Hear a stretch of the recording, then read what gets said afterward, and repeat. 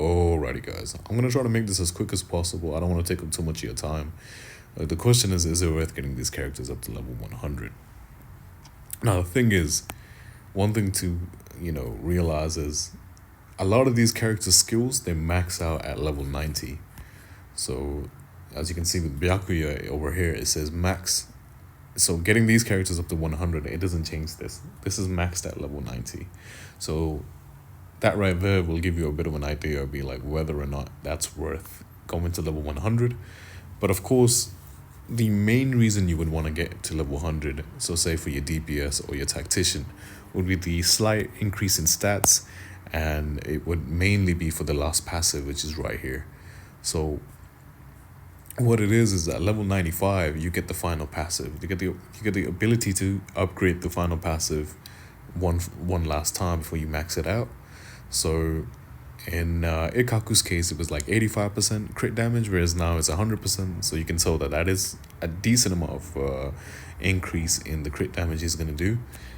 With his slow Hozukimaru, where like over here, his Tosen's one wasn't really that great. Right here, it was in the previous one it was 3%, and obviously at base it was 2%. So not really that great, but it is what it is. He still gets the small increase in stats, so a small increase in the damage is going to be doing. Now, and that's these characters. So for at least these two, in terms of their third passive, it was worth getting them up to level 100. But now the thing with Kisuke, here's the thing with Kisuke. His level 3 passive, his third passive, is pretty much useless, because what it does here is it just increases the amount of damage his ultimate does, and he's not a damage dealer. His damage is pretty much, you won't even be able to notice it. His damage doesn't matter whatsoever. So that right there is a waste. So one thing for this, you already knew that, the skills max out at level 90. Now his passive at level 95 is pretty much useless. So in Kisuke's case, it then would have been better to then have left him at level 90. In my opinion, he maxes out at level 90. You do not need to get Kisuke up to level 100 at all. And this is obviously, as you can see, this is the mistake I made. I kind of wasted resources, because it takes an insane amount of XP to get these characters up to level 100. Whereas you could then save that for another character. And, for the DPSs, it is worth getting their weapons up to level 100 too. But again, for Kisuke, if I could rebuild this character, I would leave this at level 1, because the only reason I built this up was for the HP, but not at any point has this character ever been in a situation where he was close to dying, because he's not on the field long enough for him to even get touched, even once, right? So this is the most pointless, this is the most wasted resource I have on any of these characters.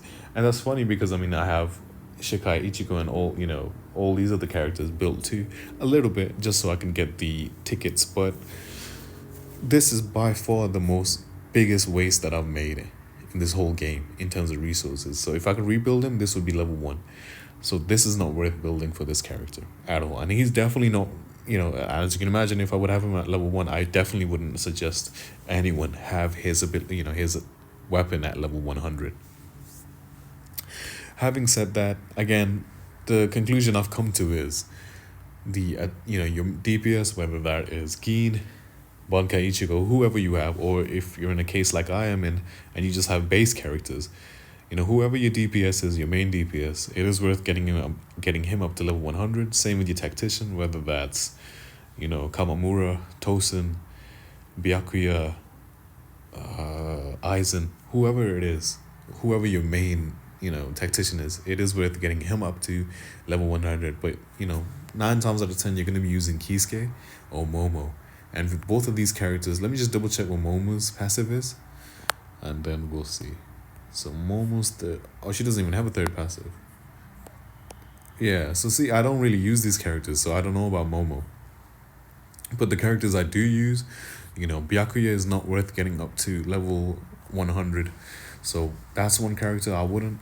But the one thing the one thing I'm beginning to sort of see is this is definitely a waste on support characters. We're going to see what Rangiku is like, because she might have a damage element into her kit. But if not, then, this is going to be a strict rule moving forward: do not boost this up for your attackers. It just sorry, your support characters. It literally does not matter, unless it's obviously, you know, in their kit. But in terms of Kisuke, this is not, none of this is part of his kit. It's a complete waste. So again, the one thing going for your DPSs and tacticians is, you know, these are characters you're going to stick with, these are characters you're going to be using. The one incentive of why you want to get them into level 100 would be the fact that you've capped this out. Now you know you can completely focus on other things, right? Which would be getting more copies of, you know, their weapon stamps, more ascensions into these characters, and then the more core stamp copies. So then you know you're pretty much done with the leveling, so you can then save the XP and then save the resources for a future character. But yeah, in terms of your DPSs, tacticians, yes. Support, no. So level 90 for supports is more than enough. And